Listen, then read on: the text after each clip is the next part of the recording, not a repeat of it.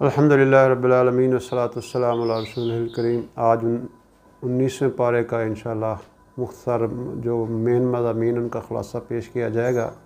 सूरत फ़ुरक़ान पीछे से चल रही है, तो उसमें पहली आयत अल्लाह ताला फरमाते हैं तबारकल्लज़ी नज़्ज़लल फ़ुरक़ान अला अब्दिही लियकूना लिल आलमीन नज़ीरा। ये बरकतों वाली कुरान किताब है, वो बरकतों वाली ज़ात है जिसने ये कुरान पाक अपने बंदे पे नाज़िल फरमाया ताकि सारी दुनिया के इंसानों को इसके ज़रिए से डराया जाए। यानी अल्लाह के रसूल सल्लल्लाहु अलैहि वसल्लम पे ये किताब नाज़िल हुई थी, और आगे जो उम्मत मुसलमा है जो क़यामत तक का पढ़ने वाला है, ये गोया कि उसकी भी ज़िम्मेदारी है कि वो इस किताब का पैगाम सारी दुनिया के इंसानों तक पहुँचाए और उस ज़ात की तरफ बुलाए जो आसमान और ज़मीन की मालिक है, और जिसका कोई ना बेटा है ना वो किसी की औलाद है। और वो लोग जो अल्लाह को छोड़कर और चीज़ों को पुकारते हैं, बुलाते हैं, जो खुद अपने हाथों से तख्लीक करके बुलाते हैं, जिनके हाथ में ना नफ़ा है ना नुकसान है, ना वो ज़िंदगी का इख्तियार रखते हैं ना मौत का इख्तियार रखते हैं, तो उससे हटा के उनको अल्लाह की तरफ बुलाना, ये इस कुरान की सबसे बड़ी जो है ये ख़ासियत है, जो कि सारी दुनिया के इंसानों को अल्लाह ताला की तरफ बुलाने का जो है वो फ़रीज़ा सर अंजाम दिया जा सकता है। इसके ज़रिए फ़ज़क्किर बिल कुरान मैं ख़ाफ़ वईद, कि आप उस कुरान के ज़रिए से लोगों को तज़किरा कराया करें।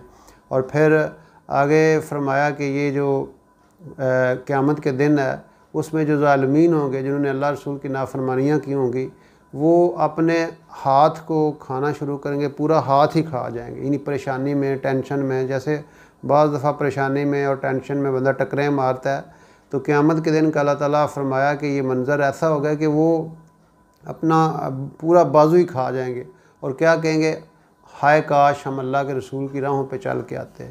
दुनिया में चूँकि वो राह ज़रा मुश्किल नज़र आती है और अक्सरियत जिस तरफ चल रही होती है उस तरफ इंसान के लिए जाना आसान होता है, और वो दुनियावी जो तरीक़े हैं और दुनियावी रवाज हैं और दुनियावी फ़ैशन है और ये सारी चीज़ें बड़ी अच्छी लगती हैं, बड़ी खूबसूरत लगती हैं। लेकिन उस दिन इंसान कहेगा, जिसने दुनिया के अंदर अल्लाह रसूल की नाफरमानी की होगी, वो कहेगा काश इत्तख़ज़्तु मार रसूल सबीला, मैं रसूल सल्लल्लाहु अलैहि वसल्लम के रास्ते को इख्तियार करके आ जाता तो आज मुझे ये दिन ना देखना पड़ता। फिर वो अगली बात इंसान ये करेगा कि काश मैं फ़लाँ को अपना दोस्त ना बनाता, यानी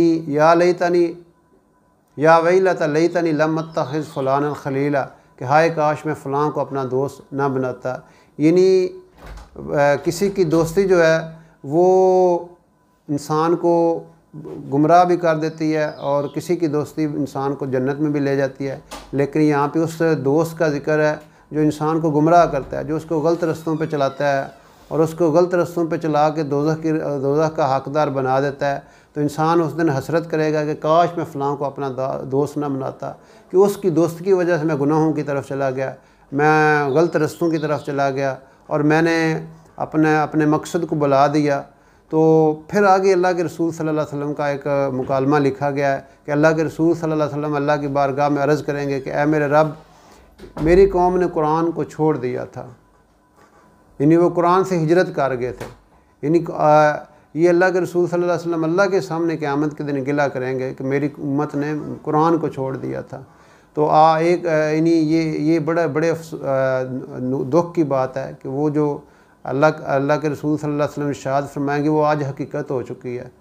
आज हमने सारी किताबों को वक़्त दिया, उस पर रिसर्च की, उस पर टाइम दिया और डिग्री करने के लिए 16-16 साल, 18-18 साल और 20-20 साल लगा दिए, लेकिन कुरान को अपनी ज़िंदगी में नहीं लेके आए। कुरान को ना पढ़ने की कोशिश की, ना समझने की कोशिश की, ना उस पर अमल करने का ख़्याल पैदा हुआ, ना उसको आगे पहुँचाने का ख़्याल पैदा हुआ। तो ये अल्लाह के रसूल सल्लल्लाहु अलैहि वसल्लम ने यानी कुरान हमें अभी बता रहा है कि इस वजह से जो है ना ये नुकसान होगा और ख़सारा होगा। तो इसलिए कुरान पाक को अपनी ज़िंदगी में लेके आना ये बड़ी ज़रूरी है।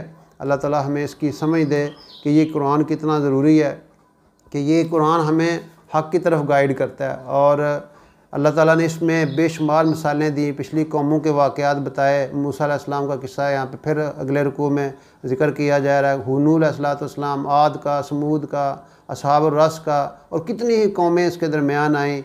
ये सारी की सारी बस्तियाँ इन्होंने अल्लाह की नाफरमानी शुरू कर दी और नाफरमानी की वजह से इन पे अल्लाह ताला का अज़ाब आ गया।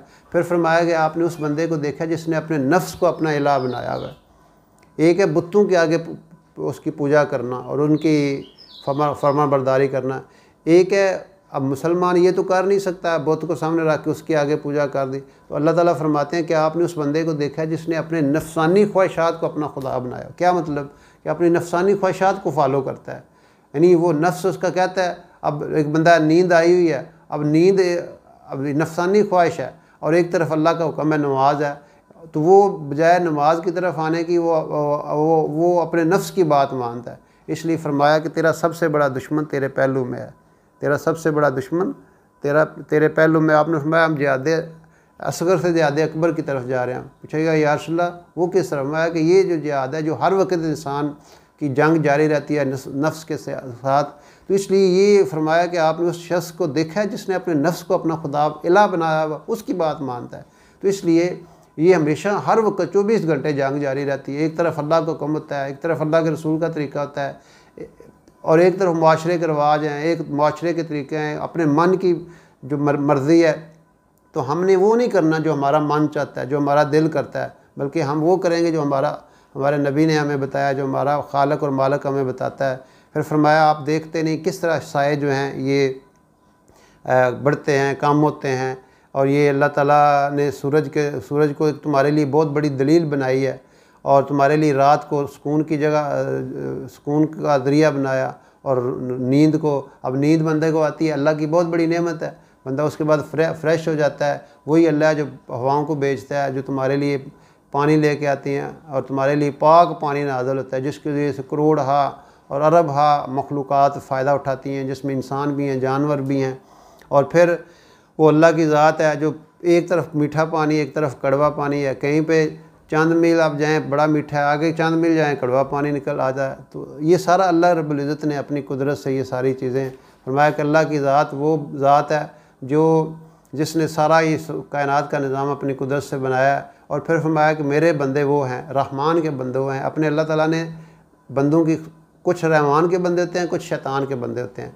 तो रहमान को बंदों की अल्लाह ने क्वालिटीज़ बताई हैं, सिफ़ात बताई हैं, खसूसियात बताई हैं कि मेरे बंदे वो हैं कि वो फ़जूल कामों में अपना वक्त ज़ाया नहीं करते और फ़जूल बहसों में नहीं लोचते। अगर उनसे कोई जाहिल बातें करते हैं, बहस में पड़ जाते हैं, तो वो सलामती के साथ उनसे गुज़र जाते हैं। और उनकी जो रातें हैं वल्लज़ीन यबीतून लिरब्बिहिम सुज्जदन व क़ियामा, उनकी रातें जो हैं वो अल्लाह के सामने रुकू और सुजूद में गुज़रती हैं।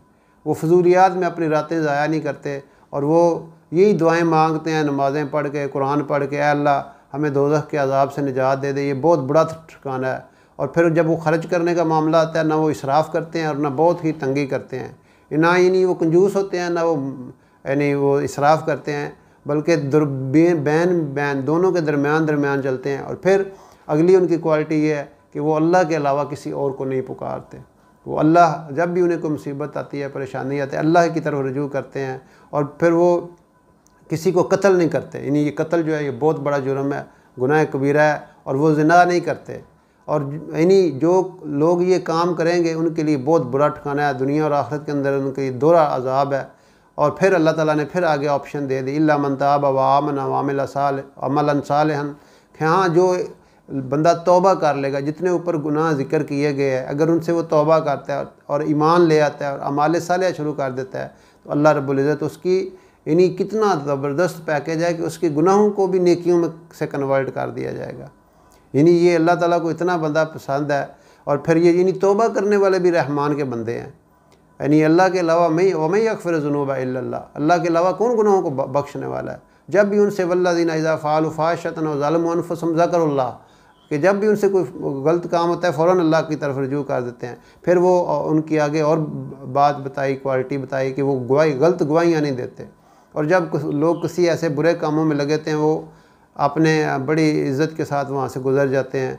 और फिर अगली क्वालिटी कि जब उनके सामने अल्लाह की आयात पढ़ी जाती हैं तो वो अंधे और बहरे नहीं होते, बल्कि अल्लाह की आयात में अल्लाह की जो बातें उनमें गौर करते हैं।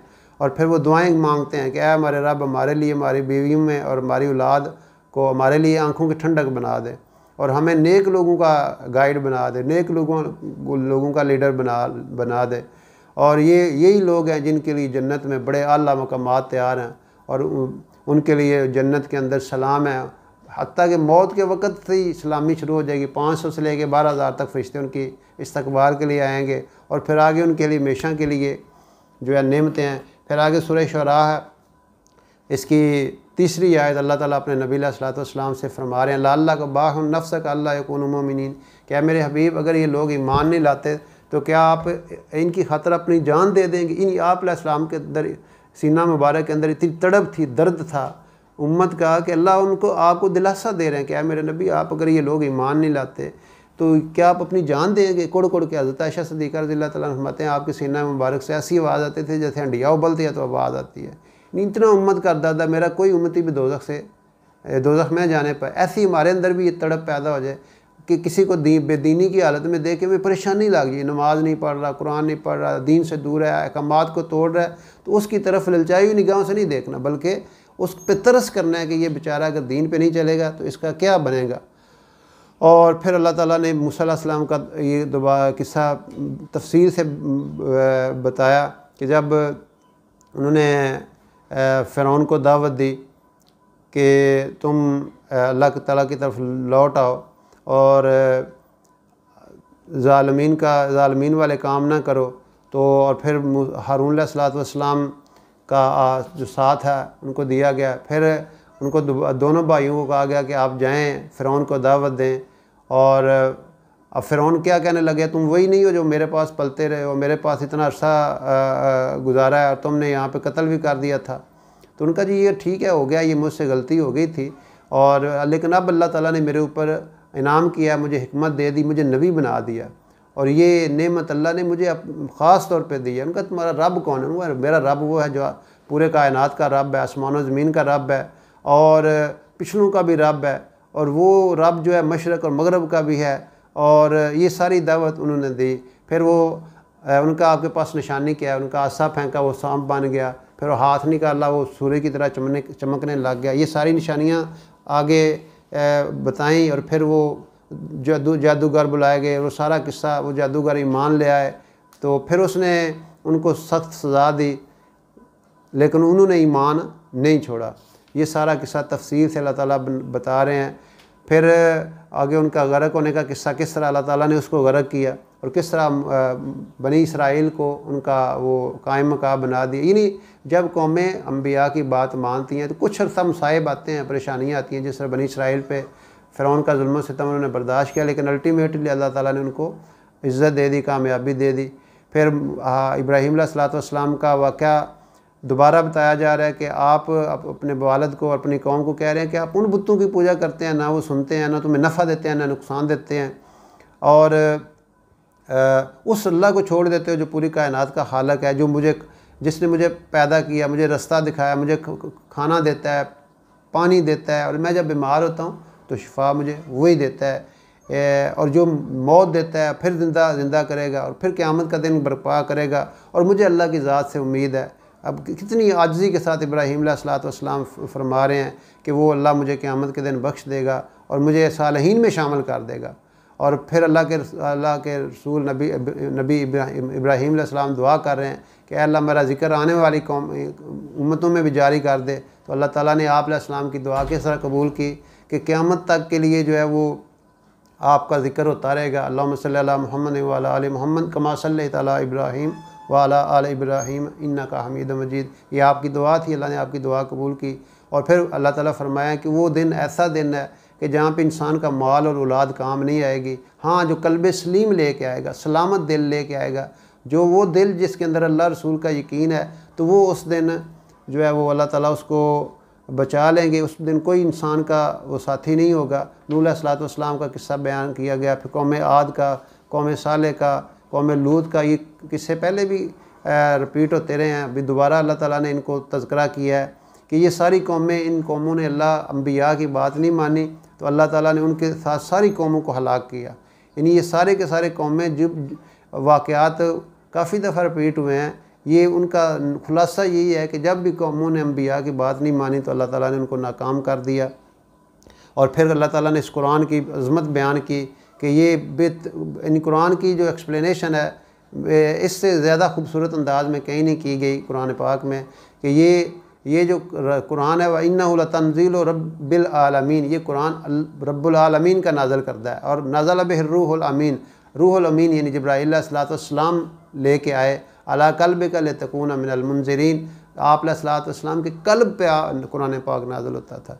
यानी आप पे जब वही आती थी तो आपको वो दोहराना नहीं पड़ता था, बल्कि वो कल्ब में नाज़िल होती थी। जब जिब्राईल अलैहिस्सलाम चले जाते थे तो आप उसको फिर फरमाया कि अरबी में अरबी मुबीन, ये अरबी जो है इसकी ज़ुबान है और ये पूरी की पूरी तशरीह है अल्लाह ताला ने कुरान पाक के हवाले से कर दी।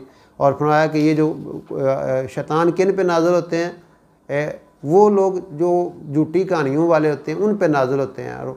और फिर यहाँ पे फरमाया कि जो शुअरा होते हैं ये आम तौर पे गुमराह होते हैं, यानी वजह उसकी ये है कि वो शायरी में बहुत ज़्यादा फजूलियात चीज़ें ऐड कर लेते हैं।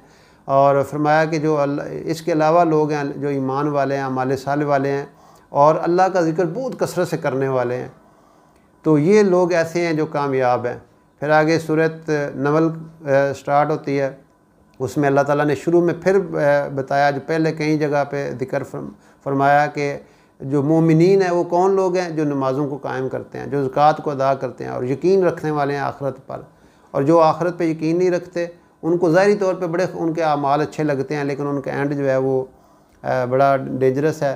दाऊद अलैहिस्सलातु सुलेमान अलैहिस्सलाम का जिक्र किया कि हमने उनको इल्म अता फरमाया और वो अल्लाह ताला ने सुलेमान अलैहिस्सलाम को मोजज़ा अता फरमाया हुआ था। वो परिंदों की बोलियाँ समझते थे, जानवरों की बोलियाँ समझते थे। और एक दफ़ा जा रहे हैं तो एक चींटी दूसरी चींटियों को कह रही है कि अपनी अपनी बिलों में दाखिल हो जो कि सुलेमान का लश्कर तुम्हें कुचल ना दे।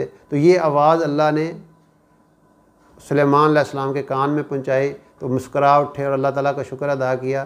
तो ये उसी के नाम पे सूरत नमल है, नमल चींटी को कहते हैं। अल्लाह ताला को उस चींटी का ये अमल यानी खैर खाई करना, दूसरी चींटियों कह रही अपने में खुड्डाई वाड़ जाओ, तो वो क्या है कि उनकी खैर खाई कर रही है, उनको बचाने की कोशिश कर रही है। तो अल्लाह ताला ने इतना उसका इकराम किया कि उसका ज़िक्र कुरान में कर दिया।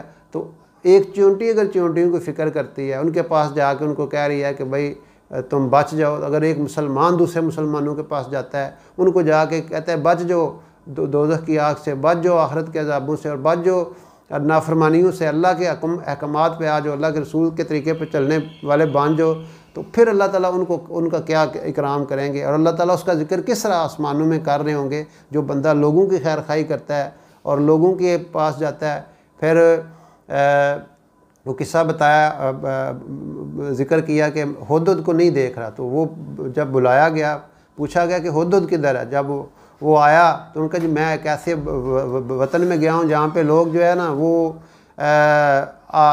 यानी वो आसमान की वो सूरज की परस्तश करते हैं, और उन्होंने एक औरत को अपने जो मामूलात हैं, आमाल हैं और अपने जो मामलात हैं उनका निगरान बनाया हुआ है। तो वो इन्हीं परिंदे भी जब नाफरमानी देखते हैं तो वो भी परेशान होते हैं। जब नाफरमानी होती हैं, जब शिरक होता है, जब अल्लाह के अलावा को और किसी चीज़ को पूजा जाता है, तो क्योंकि ये परिंदे जानवर ये बाकी सारी कायनात की जो चीज़ें हैं ये तो फितरत पे है ना, तो ये जब देखते हैं खिलाफ फितरत कामों को देखते हैं तो ये भी परेशान होते हैं। तो फिर हुद को सुलेमान अलैहिस्सलाम ने दोबारा भेजा कि ये पैगाम लेके जाओ और बिल्कीस के पास यानी ये पैगाम लेके जाओ कि वो मुसलमान हो जाए, इबादत करने वाली बन जाए, अल्लाह को मान ले। तो वो मैसेज लेके हुद्हुद गया और फिर यहाँ पे बैठे बैठे ही उन्होंने एक और वाक़या यहाँ पे ज़िक्र किया कि वो कहने लगे कि कौन है जो उसका तख्त लेके आएगा। तो एक जिन इफ़रीत उसने कहा जी मैं महफ़िल बर्खास्त होने तक मैं लेके आ जाऊँगा। तो एक वहाँ पे और आदमी बैठा हुआ था जो इल्म वाला था, अक्सर किताबों में आसफ़ बिन बरखिया उसका नाम आता है। तो वो कहता है मैं पलक झपकने में वो तख्त ले आऊँगा। यानी अल्लाह ताला की जो किताब है उसकी इतनी ताकत है, और उस बंदे के पास अल्लाह की किताब का इल्म था, वो अल्लाह के वली थे, अल्लाह ने उनको इतनी ताकत दी हुई थी।